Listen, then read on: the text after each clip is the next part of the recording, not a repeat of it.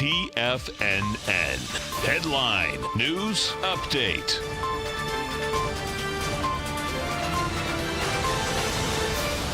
Welcome, everybody. Tommy O'Brien coming to you live from TFNN headquarters in Clearwater, Florida, 9 a.m. Eastern Time, 30 minutes until that opening bell. Let's check in on the markets as all major indices are higher to start Thursday trading.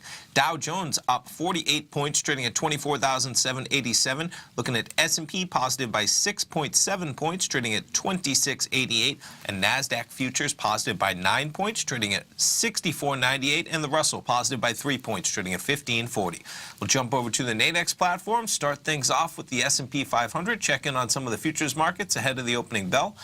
Quite an uptrend we've had since the lows at about 3:30 a.m. Eastern Time. Currently, that S&P 500 March contract trading 2688.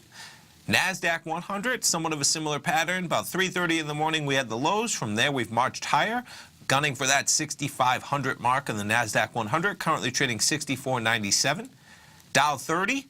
24,796, about 200 points from that 25,000 mark. We'll see if we get it before that 2018 rings in. Crude oil, we had EIA inventories yesterday in crude. We had a little bit of a spike. 57.82 currently in crude. We're as high as almost 58.20 overnight. Gold bouncing around a bit today, and maybe that has to do, what time is it? Yeah, 8:30, so that's probably going to be GDP, so we'll jump over and get there right now. Why not? Final reading on U.S. third quarter GDP revised to 3.2%. 3.3 was the expectation, so pretty much in line, but not quite what they were looking for. So that, I think, putting a little bit of volatility in the gold market right as that news broke 8:30. Currently trading 1267.86, and we were definitely higher in the overnight session. We'll back it up to almost 1272 late last night into the early morning.